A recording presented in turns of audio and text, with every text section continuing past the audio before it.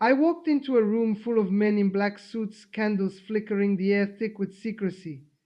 They smiled at me, but I could feel the weight of unspoken rules pressing down. I had spent years chasing truth, power, and belonging, but what I found behind those doors would haunt me forever. Today, I'm going to tell you what no one talks about, what they don't show on the outside, and what it really means to be inside the Freemasons.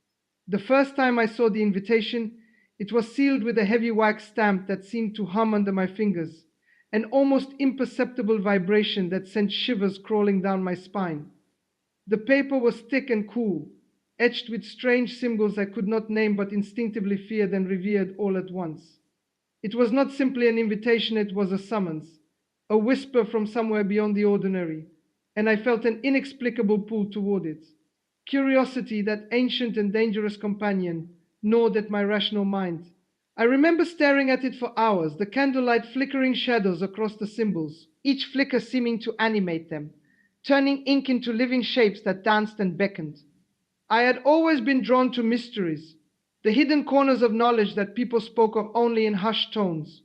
There was something in me that craved that forbidden insight, the promise that behind closed doors, the world was far larger and darker than the safe, mundane life I had known.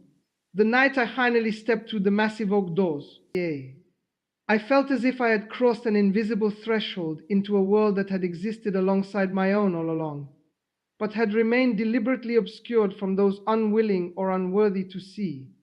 Inside, the room was suffused with a scent I could not name, a mixture of beeswax, old parchment, and something sharp, metallic, almost coppery, that made my stomach twist in anticipation and fear.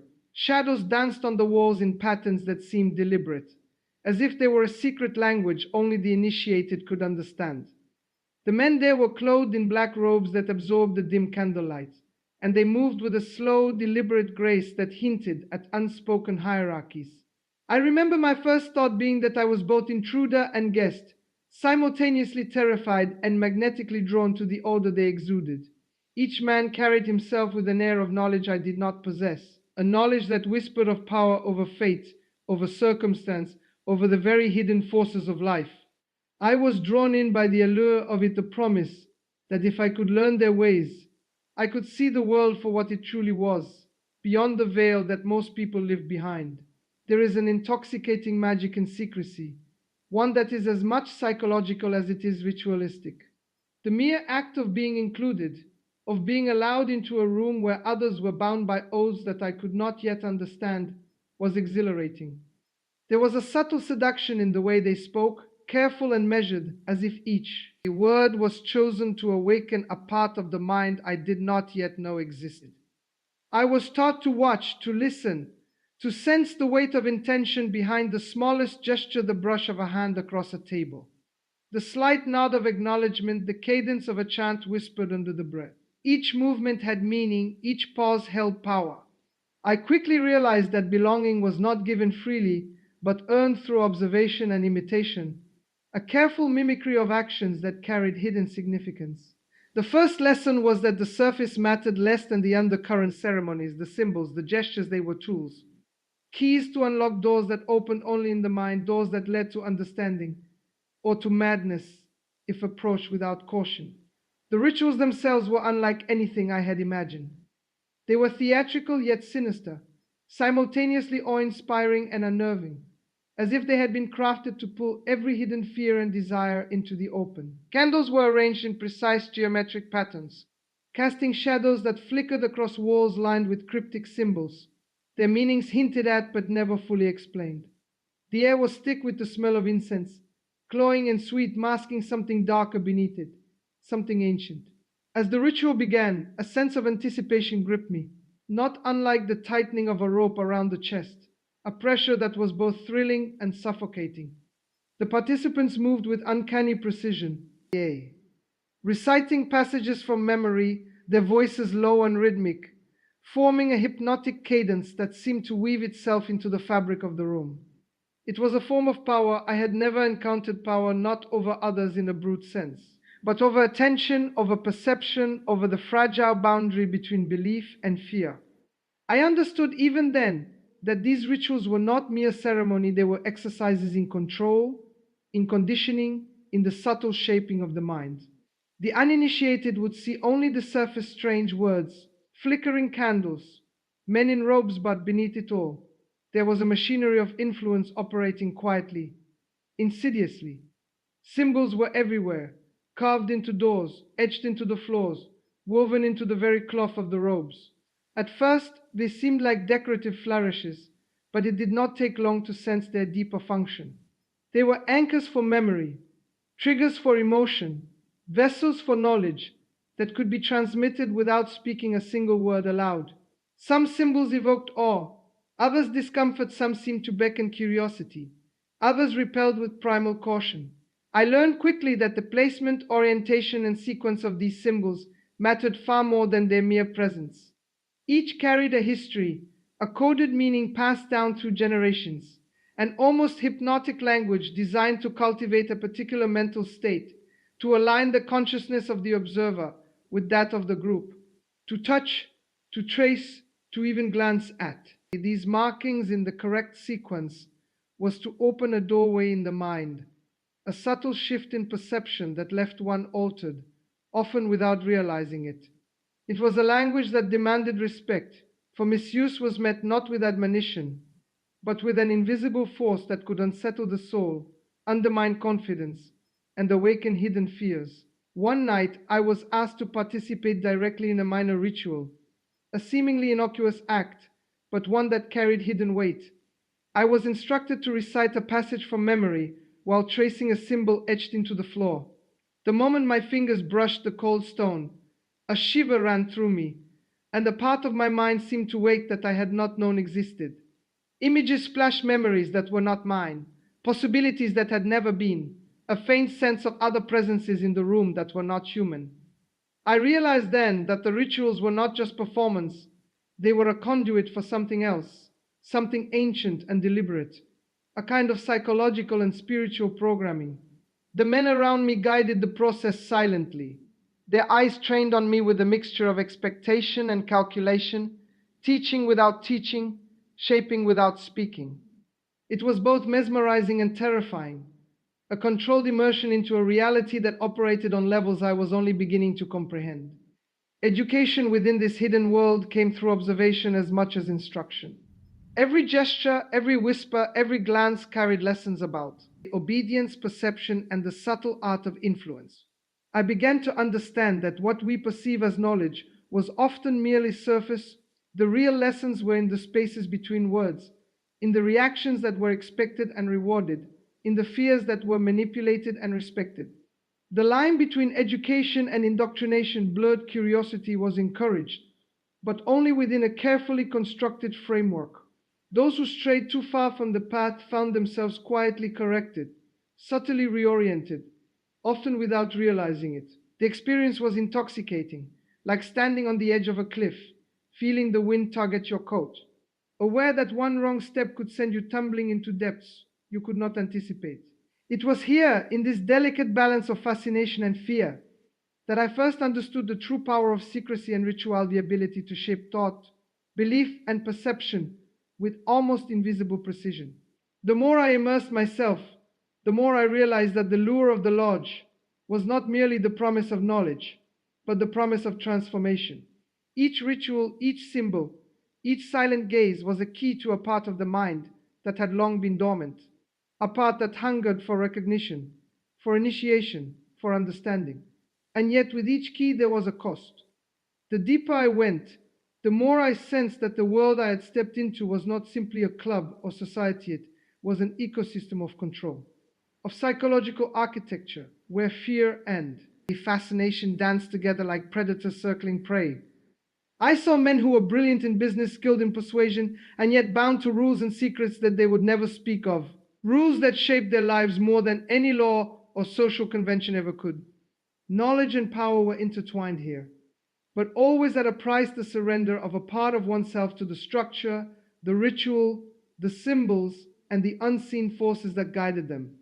The second keynote, the realm of symbols and ritual, revealed itself gradually, almost insidiously. I learned to recognize the power they wielded, not through brute force, but through subtle manipulation of perception and attention.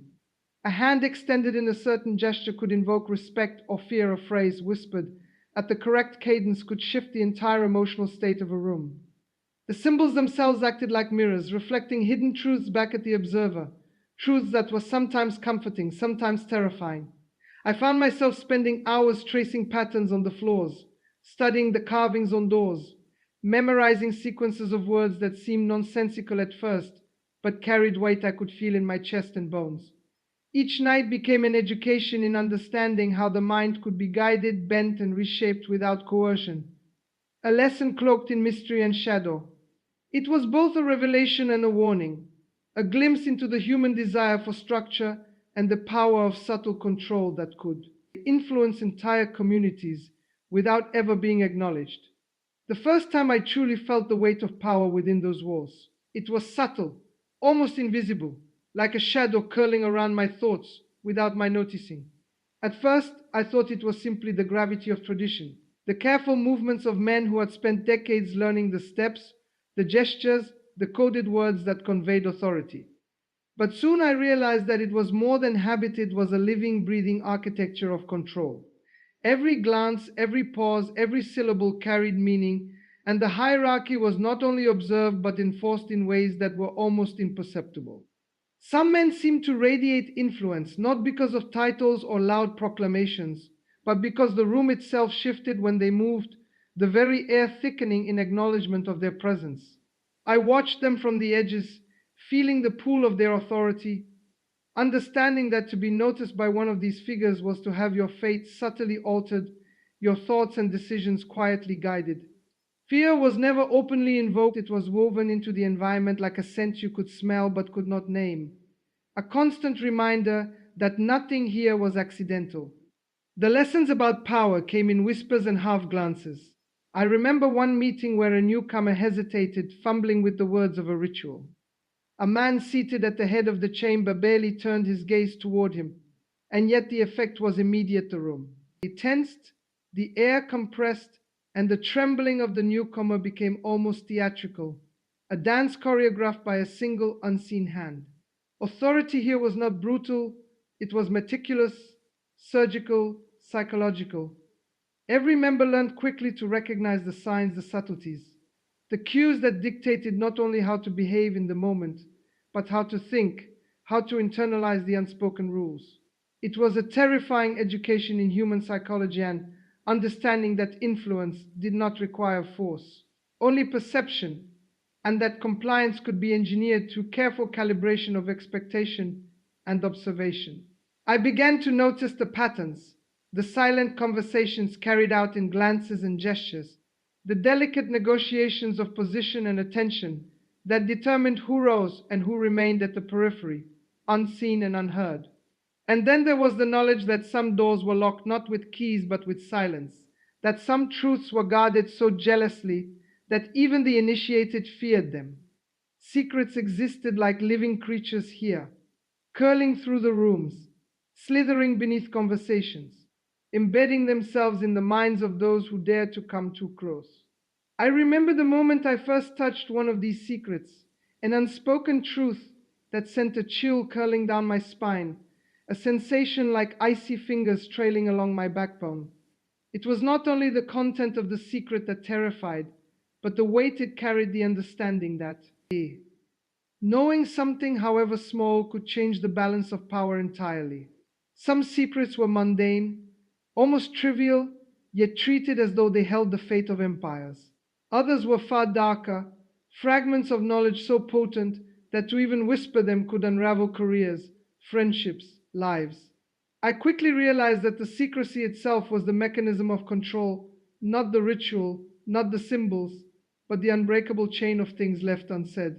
The organization thrived not because of what it revealed, but because of what it jealously withheld, a constant hum of potential threat that kept everyone in line, attentive, pliable. I began to see how hierarchy and secrecy fed one another, how those at the top maintained power through layers of information and deliberate concealment. Knowledge was not freely distributed, it was parceled, meted out in increments designed to bind loyalty and reinforce dependence. A man's rank determined not only what he could do, but what he could know, and the psychology of desire became a tool of control. The lower you were, the more you hungered for insight, the more your actions were guided by the hope of approval, the subtle manipulation of those above you. I witnessed men rise and fall silently, their ambitions suffocated not by open confrontation, but by calculated omission, by selective disclosure of information, by the quiet expectation that each member would police himself in pursuit of unattainable understanding. It was education, wrapped in terror, a lesson in power as much as it was a lesson in restraint, and the most skilled of the upper echelons wielded it like an invisible blade, cutting paths and redirecting destinies without ever appearing to intervene. The secrets themselves were not merely organizational, they were psychological instruments, shaping not only what we knew, but how we felt, how we perceived ourselves. I remember one night lingering in a shadowed hallway, overhearing a conversation that seemed innocuous, but beneath the words lay a pattern of expectation, a subtle warning to those who might question, to those whose curiosity might wander too far. It was a lesson in fear without threat, a method of teaching obedience by suggestion, by implication, by what was omitted rather than what was said. Every whispered story, every tale passed down over decades, carried layers of cautionary instruction. Some truths were deadly, some were corrupting, and some were designed to bind the mind so completely to the system that it could no longer discern reality from ritual. The line between knowledge and madness blurred, and I began to understand that the very architecture of secrecy was a form of education in itself, a continuous curriculum designed to shape cognition, perception, and morality in subtle, almost imperceptible ways. I became attuned to the ways information could be wielded as both reward and weapon. I learned to watch the careful way names were spoken, the pauses in conversation, the subtle nods that could elevate a member or relegate him to obscurity. Each secret I glimpsed was like a talisman, carrying weight beyond its content, a key to understanding influence and control. Some secrets were held as leverage, whispered in private to manipulate behavior, to guide decisions, to reward loyalty or punish hesitation. Others existed simply to instill awe, a reminder that forces larger than ourselves were at play, that knowledge without context could be dangerous, and that curiosity carried a cost. I began to see how these mechanisms functioned in layers, rituals, and symbols formed the foundation. Hierarchy enforced structure, but secrets were the mortar that held it all together, binding individuals psychologically to a system they could neither fully see nor entirely escape. It was education that operated through fear, fascination, and obedience, teaching not through explanation, but through immersion and subtle coercion. And I became both a student and a witness, caught in the web of knowledge and power. The interplay of power and secrecy was reinforced by constant observation. Nothing was truly private, and yet appearances suggested otherwise. I would enter rooms thinking myself unseen, only to feel the invisible pressure of attention, the quiet assessment of my competence, my discretion, my ability to absorb and transmit knowledge without error. The hierarchy was not static, it was a living organism, and secrets were its circulatory system, moving. Information selectively, empowering some, limiting others, maintaining the balance of influence without overt violence.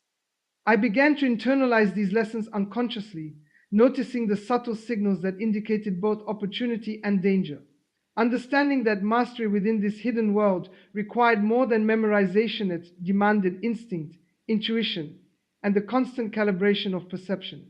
Each day brought revelations about how power could be exercised quietly, how secrecy could be both shield and weapon, and how the mind itself could become a battlefield in which loyalty, fear, and ambition were constantly at war. It was a world in which knowledge and ignorance were carefully orchestrated, and the lessons came at a pace dictated by the system, not by the learner. I learned to read the unspoken rules, to interpret silence as instruction, to recognize the signals that revealed hierarchy, and to respect the boundaries of secrets that could shape destiny. I began to understand the terrifying elegance of it all. The rituals primed the mind, the symbols guided attention, the hierarchy dictated behavior, and the secrets ensured obedience and fascination, all woven together into a coherent system that demanded participation and rewarded compliance, often in ways the participants themselves barely understood. And yet, for all the control, there was a sense of seductive freedom, a feeling that if one could navigate the rules, one could gain insight into forces that seemed beyond ordinary comprehension.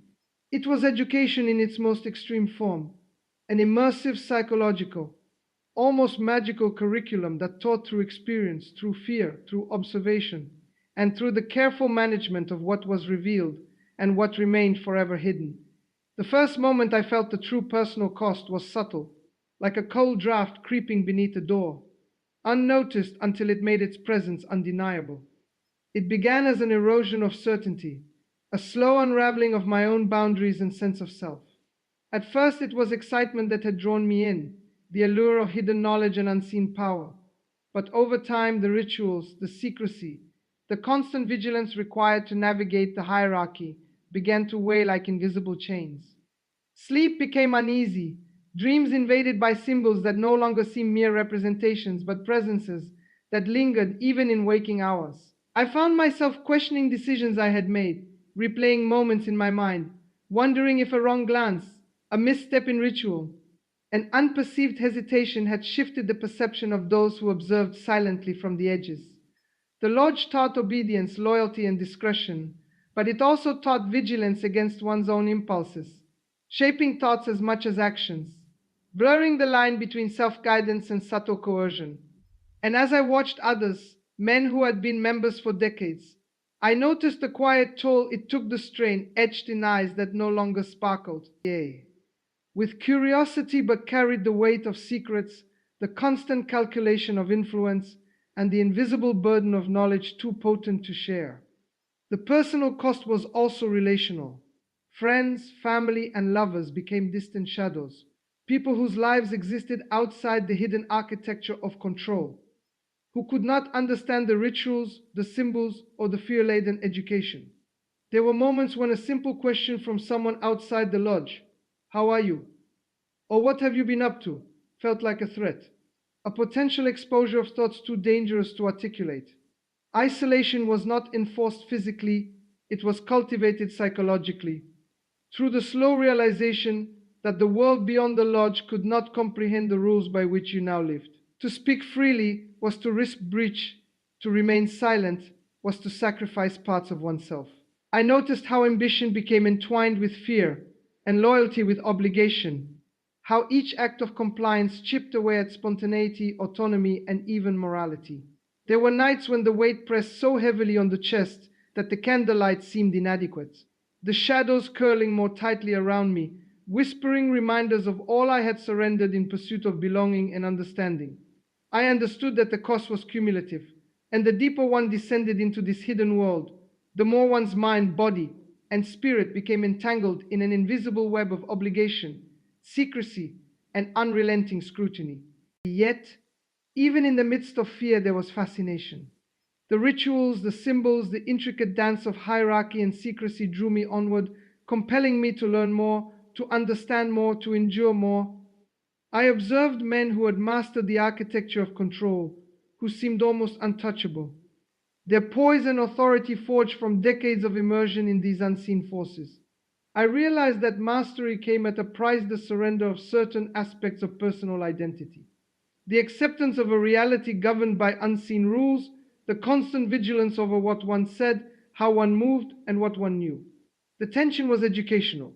It taught the psychology of obedience, the subtle methods of influence, the unspoken ways in which human behavior could be guided through fear, respect, and fascination. Every interaction, every glance, every whispered exchange became a lesson in perception and response, a study in human psychology that was both intoxicating and terrifying. Over time, the personal cost became inseparable from the lessons learned.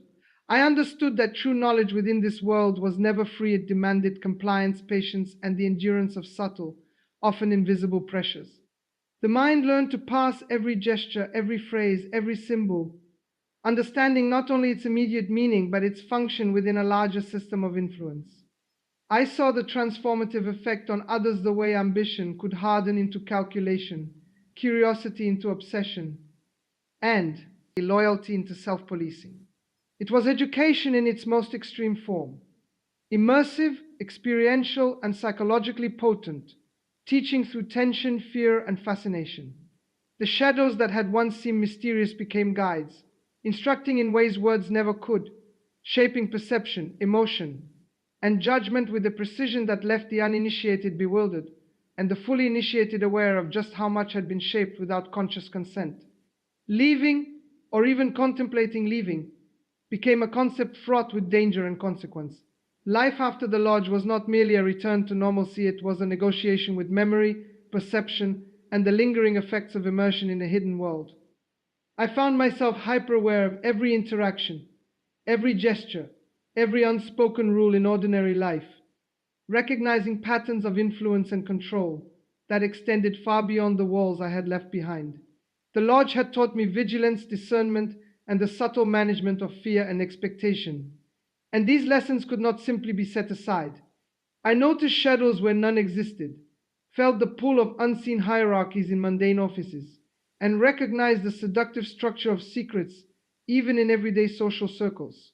Life outside became a continued study, an ongoing test of self-control, perception, and adaptation, teaching lessons in human behavior, influence, and psychology that the lodge had once conveyed within a single, controlled environment. The education of secrecy, persisted beyond the rituals, beyond the symbols, beyond the hierarchies. Even outside, the mind remained attuned to patterns, to hidden meaning, to the unspoken rules that govern the behavior of others. I observed how people managed their own secrets, how influence was exercised subtly through suggestion, omission, and strategic disclosure. I realized that the mechanisms I had witnessed in the lodge were not unique to it, they were magnified there, concentrated in a space of deliberate design, but present everywhere in human interaction. The lodge had been a laboratory for understanding human behavior, and the personal cost was the lens through which these lessons could be perceived. The mind learned to read tension, expectation, and the invisible scaffolding of power, creating both insight and unease, fascination and dread. The transition back into the ordinary world was never simple. There was a tension between the pull of what I had known and the life that existed outside. The rituals, the symbols, and the secrets had changed the way I thought, felt, and perceived reality. I often found myself anticipating hidden meanings, patterns, and influence in interactions that were, on the surface, mundane.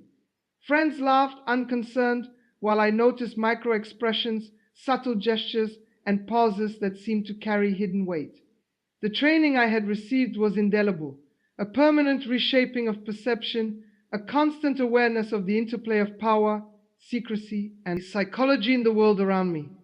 Education, it seemed, came not just from instruction, but from immersion, from lived experience, and from the recognition that knowledge is inseparable from the price one pays to acquire it. Even years later, memories of those rooms, the candlelight flickering across carved symbols, the subtle control exercised through hierarchy and secrecy, continued to surface. They emerged unexpectedly, in dreams or in quiet moments, a reminder that the lodge's lessons extended beyond its physical walls. The understanding of influence, manipulation, and human behavior remained, a haunting yet fascinating education that could never be fully unlearned. I recognized patterns in politics, business, and personal relationships that echoed the structures I had lived within, learning to navigate the world with a heightened sense of observation, awareness, and caution. The cost of participation had been high, but the education was profound, revealing truths about human psychology, ambition, loyalty, and the delicate interplay of secrecy and power that few outside the experience could ever comprehend. And yet there remained an ache, a lingering tension between freedom and obligation, between insight and fear. Life after the lodge was not an ending, but a continuation of the lessons learned, an ongoing negotiation with memory, morality, and perception. The knowledge gained carried with it a responsibility, an awareness of forces beyond the ordinary, a recognition, that influence and secrecy permeate all human systems, whether hidden in plain sight or cloaked in ritual and shadow. Each day became a practice in discernment, a careful study of human behavior, a measured navigation of the invisible forces that shape thought, decision, and action. The lodge had been a crucible, and even after leaving, the mind remained tempered by its fires, attuned to danger, attuned to power, attuned to the subtle, almost magical mechanisms by which control is exercised and obedience secured. And so, the shadows behind the doors reveal a world most will never see, a world of power, secrets, and choices that shape not just the lodge, but the minds of those within it. What I've shared tonight is only a glimpse, a whisper of the truths that linger in the dark, lessons learned the hard way, and the cost of knowing what lies beneath the surface. If this journey into the hidden and mysterious stirred your curiosity, make sure to hit that subscribe button and join me, so we can uncover even more stories that the world tries to keep secret. Thank you so much for watching, for stepping into the shadows with me, and for daring to question what really happens behind closed doors. Until next time, keep your eyes open, because not everything is what it seems.